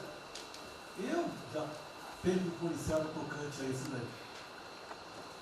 São pessoas aqui em Brasília, os três poderes, que não sabem o que é povo. Eu converso com alguns, não sabe o que é um feijão com arroz, não sabe o que é um supermercado, esqueceu. Acha que o dinheiro cai do céu. Eu estou com meus privilégios garantidos, meus 100 mil por mês, em média, 100 mil por mês a galera, né? Legalmente. E acho que isso não vai acabar nunca. Como alguns acham que a liberdade, qual é desse cara? Tá maluco? Eu estou vendo mais antigo aqui, o João Helena aqui. Ele sabe o que é mesmo que foi 64. Muitos aqui não sabem. Essa cambada que tentou chegar no poder de 64, se tiver chegado, ele estava fudido todo mundo aqui. Cortando, ele estava felicíssimo cortando cana, ganhando $20 por mês. Não pode esquecer disso. Nós não podemos esquecer o que é esse povo. Eu vou convidar os ministros para domingo e passar essa semana da Guadia. Convite, né? Não é missão, mas convite. Para ver como é que está o cara na esquina. Depois vem uns merda para falar aí, né? Uns merda de sempre. O cara rompeu o isolamento, tá dando peça. Tem peça pro cacete, pô. Tá passando fome, tá na merda, pô. Sentiu o cheiro de povo. Como eu falei lá. É uma experiência para todo político sentir. E lá vem como é que tá o negócio. Ou a gente tem que estar como se fosse, não, um general na retaguarda e deixar a tropa se encerrar na frente. Não, o general está na frente, o coronel está na frente, o capitão está na frente. Nós, heróis da Segunda Guerra Mundial, estiver na frente do campo de batalha. Simples aqui, tenho certeza que as Forças Armadas vão cumprir com o seu papel, mas, né, nós temos que dar exemplo. E mostrar que o Brasil não é, eu sou mais educado que o Ventura, até me polir muito, né, o linguajar que ele usou, mas não é isso. Que o pessoal pinta por aí, se reunindo de madrugada, para lá, para cá, cima de informações. O meu funciona. O meu particular funciona. Os que tem oficialmente desinformam. E voltando ao tema, eu prefiro não ter informação do que ser desinformado por cima de informações que eu tenho. Então, pessoal, muitos vão poder sair do Brasil. Eu não quero sair, ver a minha irmã de Eldorado, outra de Cajati, o coitado do meu irmão, capitão do exército de Miracatu, se fuder, pô. Como é perseguido o tempo todo. É a bosta da Folha de São Paulo, diz que meu irmão foi expulso de um açougue em registro, que estava comprando carne sem máscara. Comprovou no papel, estava em São Paulo esse dia. O dono do restaurante, do açougue, falou que não estava lá. E fica por isso mesmo, isso aqui é problema dele, né? Mas é putaria o tempo todo para me atingir, mexendo com a minha família. Já tentei trocar gente da segurança nossa no Rio de Janeiro, oficialmente, e não consegui. Isso acabou. Eu não vou esperar fuder minha família toda, de sacanagem, ou amigo meu, porque eu não posso trocar alguém da segurança na ponta da linha que pertence à estrutura. Vai trocar. Se não puder trocar, troca o chefe dele. Pode trocar o chefe dele? Troca o ministro. E ponto final. Não estamos aqui para brincadeira. Eu tenho um garoto aqui, com todo respeito, do BNDES. Eu conhecia, ele usava calção lá. Pode ver nos Estados Unidos para cá, porque já está muito bem lá. Veio para cá, eu tentava voltar ao Brasil com o vídeo de Paulinho. E amigos, pais dele, coincidência, né, Paulinho? Eu não lembro dos teus pais, lembro de você, tá certo? Mas alguém que está investindo aqui. E todos nós temos que pensar nisso. O que esses filhos de Maia querem, é a nossa liberdade. Olha, como é fácil impor uma ditadura no Brasil, como é fácil. O povo da dele, por isso que eu quero, de ministro da Justiça e ministro da Defesa, que o povo se abre. Que é a garantia que não vai ter um filho da puta aparecer para impor uma ditadura aqui. Que é fácil impor uma ditadura. Facílimo. Um bosta no prefeito, faz um bosta no decreto, algema e deixa todo mundo dentro de casa. Se eu tivesse armado, ia para a rua. E se eu fosse ditador, né, eu queria desarmar a população. Como todos fizeram no passado, quando queriam, antes de impor a sua respectiva ditadura. Aí, que a demonstração nossa, eu peço ao Fernando e ao outro, por favor, assine essa portaria hoje, que eu quero dar um puta do recado para esses bosta. Por que eu estou armando o povo? Porque eu não quero uma ditadura. E não dá para segurar mais. Não dá para segurar mais. Quem não aceitar as minhas bandeiras, Damares, família, Deus, Brasil, armamento, liberdade de expressão, livre mercado, quem não aceitar isso está no governo errado. Espere para 22, né, o seu Álvaro Dias, espere o Alckmin, espere o Haddad, ou talvez o Lula, né? E vai ser feliz com eles, pô. No meu governo está errado. É escancarar a questão do armamento aqui. Eu quero todo mundo armado. Que o povo armado jamais será escravizado. E que cada um faça, exerça o seu papel, se exponha. Aqui eu já falei. Pede o ministério quem for elogiado, pela Folha e pelo Globo. Pelo antagonista. Tá? Então tem certos blogs que só tem notícia boa de ministro. Não sei como. O presidente é uma porrada, o ministro é elogiado. A gente vê por aí. O governo tá, o ministério do bem, apesar do presidente. É pra puta que eu pariu, porra. Eu disse, cadê o time, porra? Trocamos sim, espero trocar mais ninguém, espero. Mas nós temos que, na linha do Van Trump, de forma mais educada um pouquinho, tá? se preocupar com isso, que os caras querem é a nossa hemorroida, é a nossa liberdade. Isso é uma verdade. O que esses caras fizeram com o vírus, esse bosta desse governador de São Paulo, esse estrume do Rio de Janeiro, entre outros, é exatamente isso. Aproveitaram o vírus, está um bosta do prefeito lá de Manaus agora, abrindo cobras coletivas. Um bosta, que quem não conhece a história dele, procure conhecer, que eu conheci dentro da Câmara aqui do meu lado. E nós sabemos que a ideologia dele e o que ele prega. E que ele sempre foi. O que está aproveitando agora, um clima desse, para levar o terror no Brasil. Então, pessoal, por favor, se preocupe, que é mais importante que a vida de cada um de vocês, que é a sua liberdade. Se não me preso, não vale porra nenhuma. Bom, presidente, esses valores, esses princípios, e o alerta do Grande é válido também, como sua evocação, é que realmente nós estamos todos aqui por esses valores. Estamos aqui por esses valores. Nós não podemos esquecer disso. Não podemos conversar com todo mundo aqui, porque é o establishment, porque nós precisamos dele para provar coisas, mas nós sabemos que nós somos diferentes. Nós temos noção que nós somos diferentes deles. E quando eles cruzam a linha, a gente solta a mão e sai andando sozinho. Enquanto eles estiverem no trilho conosco, no caminho de fazer as reformas que nós prometemos, nós estamos juntos. Mas que o cara soltou a mão, passou para o lado de lá, deixa o cara sozinho, a gente continua sozinho e vai procurar outra conversa, em outro lugar. Então, eu acho que manter essa ideia que nos trouxe aqui, e eu tenho dito isso em todo lugar, e lá fora, eu converso, semana passada eu conversei com os ministros da Fazenda de G20, conversei com os ministros também de Economia dos BRICS, e a mensagem que eu levo é sempre a mesma: o Brasil vai surpreender o mundo. Vocês duvidaram da nossa democracia, duvidaram do nosso presidente é democrata e vai fazer as mudanças. E aprovamos a reforma da Previdência no ano passado, enquanto os franceses fizeram passeadas com outra reforma da Previdência. Agora, não é uma coisa, por exemplo, nós vamos continuar aprofundando as reformas, nós vamos seguir. Eu conheço todas as histórias de reconstrução por profissão, obrigado a estudar isso, a reconstrução da Alemanha, na Segunda Guerra, a Primeira Guerra com Chaves, a Segunda Guerra com o Ludwig Erhard, a reconstrução da economia do Chile com os caras de Chicago, o caso da fusão das duas Alemanhas. Eu conheço profundamente, um detalhe, não é de ouvir falar, de ler 8 livros sobre cada reconstrução dessa. Então, eu li James 3 vezes no original antes de eu chegar a Chicago. Então, não tem música, não tem dogma, não tem blá blá blá. Tem estudos sobre todas as ocasiões. E nós vemos uma demonstração disso quando nós estávamos indo numa direção norte, com as reformas estruturantes, e de repente, em 3 semanas e meia, nós fomos para o sul.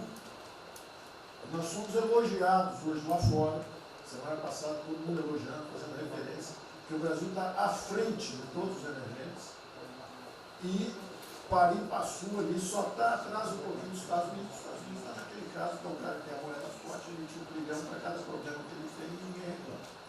Fizemos vários programas antes dos alemães, vários programas antes dos ingleses, vários programas, de todo tipo. Então, se não existe algo aqui, é dogma. Existe capacidade de trabalho com um grupo extraordinário que tem. Então, nós atacamos em todas as direções. Primeiro, o campus foi lá e reduziu os compulsórios em 200 milhões. Logo depois, nós não tínhamos espaço constitucional, fizemos antecipações de benefícios e diferimento de impostos, porque não tinha espaço constitucional. Logo depois, tivemos espaço pelo Supremo e pelo Congresso. Entramos nas constitucionais, gastamos 300 e poucos bilhões, que não é muito.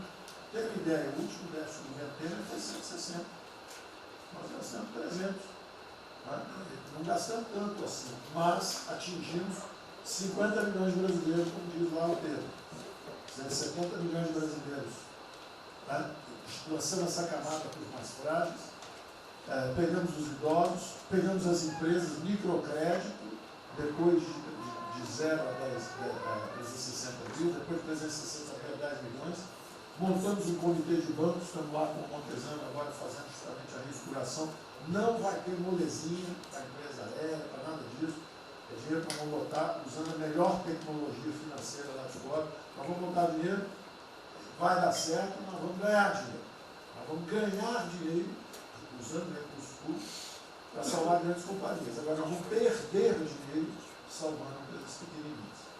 Então nós estamos fazendo tudo by the book direitinho. Na conversa com os ministros da Fazenda lá de fora, eu disse que nós estamos com um déficit extraordinariamente alto esse ano, da mesma forma que eles, está todo mundo na mesma direção, só que nós caímos no chão, então uma confusão, tiro, porrada e bomba, mas nós não perdemos a busca. A gente cai, levanta e sai para onde nós temos que ir. Nós não vamos perder a busca. Nós sabemos dos valores, sabemos dos princípios, sabemos o que nós estamos defendendo. Estamos defendendo liberdade, liberdade econômica, liberdade política. Nós sabemos o que nós estamos defendendo. E estamos agora, no meio dessa confusão, derrubando a última torre do inimigo. Uma coisa é que nós vamos fazer a reconstrução e a nossa transformação econômica. A outra coisa são as torres do inimigo que a gente tinha que derrubar. Uma era excesso de gasto com a Previdência, derrubamos assim quebrando. A segunda torre era os juros estão descendo e vão descer mais ainda. O Campos tem o mapa já, estamos descendo. Então, eu tenho uma ideia, o ano passado, para esse ano, 120 bilhões a menos de juros. Um plano Marshall por ano, sem de juros a menos. Então nós sabemos, e é nessa confusão toda, todo mundo está achando que estão distraídos, abraçaram a gente, enrolaram com a gente, nós já botamos a granada no bolso do inimigo. 2 anos sem aumento de salário. Era a terceira toda que nós tínhamos que derrubar. Nós vamos derrubar agora também. Isso vai nos dar tranquilidade de ir até o final. Não tem jeito de fazer um impeachment se a gente tiver com as contas arrumadas, que um dia acabou, não tem jeito, não tem jeito. E o presidente está no ponto futuro. Porque o presidente falou assim, tudo bem, tem a primeira onda que é da saúde, mas tem a segunda que é da economia. E uma vem agarrada com a outra. Nós estamos ainda tentando sair da primeira, a segunda já está querendo bater. Eu ainda acho que nós estamos preservando os sinais vitais da economia brasileira. Ela, para mim, ainda é um urso hibernando. Baixa sua energia para zero, consumo de energia para quase zero, só respira. Mas quando você sai da luta, você sai para comer o primeiro bicho não passar, você tem força. Nós não podemos deixar isso graças à super safra da nossa Tereza, à logística do Tarcísio, a comida está chegando, as exportações estão subindo, a China é aquele cara que você sabe que você tem que aguentar, porque para vocês terem uma ideia, para cada $1 que a gente exporta 3 na China. Você sabe que ele é diferente de você sabe que geopoliticamente você está do lado de cá. Então você sabe o seguinte, não deixa jogar fora aquilo ali não, porque aquilo ali é comida nossa, né? Estamos exportando para aqueles caras. Não vamos vender para eles, ponto político nosso. Mas vamos vender a nossa soja para eles. Isso a gente pode vender à vontade. Eles vão comer. Eles vão comer. A Índia também vai precisar comer. Vai ser o trading da água. Eles vão dizer que é a melhor trading da água. Um dia alguém comentou comigo, acho que foi o Campos, não foi o Campos? Foi. É o trading da água. Quer dizer, os caras precisam de alimento, não tem água, nós temos muito mais água que eles têm. Então eles vão ter que abrir mão da agricultura para fazer outras coisas e nós vamos poder exportar para eles também. Então nós temos um mapa de voo bom, nós temos uma equipe jovem, preparada, todo mundo trabalhando junto, e nós não vamos perder o rumo, nós não podemos perder o rumo. Então vai ter muita conversa, vamos para cá, vamos para lá, vamos fazer isso, vamos fazer aquilo, não vamos perder o rumo não. Pode dar vestimento, bota peruca loura, passa batom vermelho, faz uma opção de coisa que for necessária politicamente, mas não vão perder o rumo econômico, não, nós sabemos onde nós estamos indo. Então, eu estou só dando uma mensagem de tranquilidade para todo mundo aqui, que é o seguinte, nós não estamos fazendo nada exótico, dogmático, nada disso. Nós estamos indo numa direção, fizemos o que o mundo inteiro fez, em 3 semanas e meia, nós fizemos o que o mundo inteiro fez, só que nós não vamos perder o rumo, não. Nós sabemos para onde nós vamos voltar já já. Tá certo? E se o mundo for diferente, nós vamos ter capacidade de adaptação. Por exemplo, eu já tenho conversado com o ministro da Defesa, já conversamos algumas vezes, quantos 200 mil, 300 mil, quantos jovens aprendizes nós podemos absorver nos quartéis brasileiros? 1 milhão? 1 milhão a R$200, que é o Bolsa Família, R$300, o cara de manhã faz calistenia, aprende civil, organização social, como é que é o SPB, organização social política, né? Faz ginástica, canta o hino, bate continente de tarde, aprende a ser um cidadão, aprende a ser cidadão, disciplina, usar o tempo construtivamente, voluntário para fazer estrada, para fazer isso aqui. Sabe quanto custa isso? R$200 por mês, 1 milhão de cada, 200 milhões, pô. Joga 10 meses, 2 bi, isso é nada. Então nós vamos pegar na reconstrução, nós vamos pegar 1 bilhão, 2 bilhões e contrata 1 milhão de jovens aqui. A Alemanha fez isso na reconstrução. Aí você também quer fazer estrada, precisa de 3, 4 milhões a mais, tem um orçamento de 8, toma aqui seus 4 milhões. Isso não faz falta. Não faz falta. Não é isso o problema. A mesma coisa o nosso problema do jogo, lá nos recursos integrados, não tem problema nenhum, são milionários, executivos do mundo inteiro. O cara vem, fazem convenções, olha, o turismo saiu de 5 milhões de Singapura para 30 milhões por ano. O Brasil recebe 6. Uma pequena cidade recebe 30 milhões de turistas. O sonho do presidente de transformar o Rio de Janeiro em Cancún, o maior dos reis em Cancún, aquilo ali pode virar Cancún rápido. Entendeu? A mesma coisa a Espanha. Espanha recebe 30, 40 milhões de turistas. Isso é uma cidade da Ásia. Macau recebe 26 milhões hoje na China. Só por causa desse negócio. É um centro de negócio. É só maior de idade. O cara entra, deixa a grana lá, que ele ganhou anteontem, ele deixa aquilo lá, bebe, sai feliz da vida. Ele ali não atrapalha ninguém. Ele não atrapalha ninguém. Deixa cada um se fuder. Damares, o presidente fala de liberdade. Deixa cada um se fuder do jeito que quiser. Principalmente se o cara é maior, vacinado e bilionário. Deixa o cara se fuder. Lá não entra nenhum brasileirinho. Não entra nenhum brasileirinho desprotegido. Se a CGU tiver como controlar a entrada e a saída do dinheiro. Isso, então vamos lá. Se não tiver como lavar dinheiro sujo. Então, só para terminar as observações também finais ali, o Campos falou duas coisas também interessantes. Então, o Campos falou duas coisas interessantes ali. Uma é o seguinte, o estrangeiro para vir para fazer investimento, eu recebi um embaixador, já reportei isso para o presidente, eu recebi um embaixador dos Estados Unidos e ele veio conversar conosco. E a mensagem maior dele era uma só. Assim, ó, nós queremos um bom ambiente de negócio. Nós vamos colocar centenas de bilhões de dólares. O mundo inteiro quer investir no Brasil. Agora nós precisamos de um bom ambiente de negócio. Simplificação de impostos, segurança jurídica, coisa desse tipo. Né? Então, o secretário do Comércio Americano, que é o Wilbur Ross, o cara me disse o seguinte, eu só tenho um conselho para vocês. Vamos aderir ao GPA, é o General Purchasing Agreement, que é o seguinte, é um acordo, nós com a entrada na OECD, nós assinamos esse acordo, e esse acordo diz o seguinte, não pode haver nenhuma compra governamental sem transparência. Acabou. Então não basta a gente fazer isso, quer dizer, não vai fazer concorrência para concessão, privatização. Então nós já estamos na pista certa, já estamos indo na direção certa. Só uma informação sobre isso aí, eu fiz uma reunião com o pessoal da OCDE essa semana, agora foi semana passada, falando do nosso interesse, eles falaram que já nos consideram da OCDE. Sim. Tá? Então, os ministérios, estou falando isso porque vários ministérios têm uma pauta a cumprir. Vamos continuar nisso porque vamos dizer, a impressão foi excepcional. Só um dado aqui do OCDE, rapidamente do OCDE. Então, só apoio. Não, o embaixador disse isso. O embaixador disse, nós não podemos perder a oportunidade do presidente está tão próximo aqui. Os nossos dois presidentes estão próximos. Nós não podemos perder essa oportunidade. O presidente da OCDE disse que realmente os Estados Unidos, que era, vamos dizer assim, tinha uma certa objeção, agora já está favorável. Isso é. Ministro, é só um dado, a OCDE, 90% dos países que hoje integram a OCDE já contam com os resorts integrados. Os outros 10% são muçulmanos. 88% tem um ensino domiciliar, então a gente vai entrar com a MD hoje lá, tá? Homeschool. Pronto, obrigada.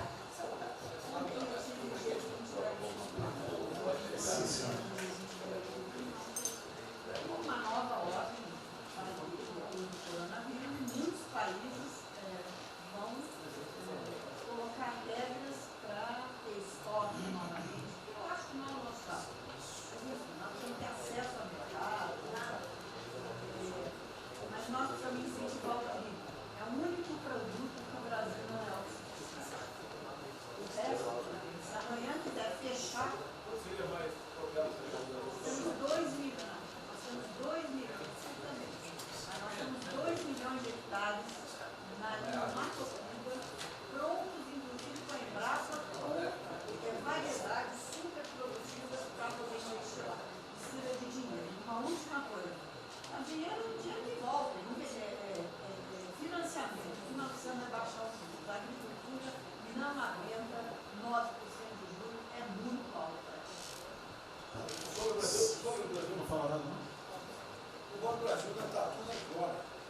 O Banco do Brasil não está tudo em cobra, não precisa nem privado nem público.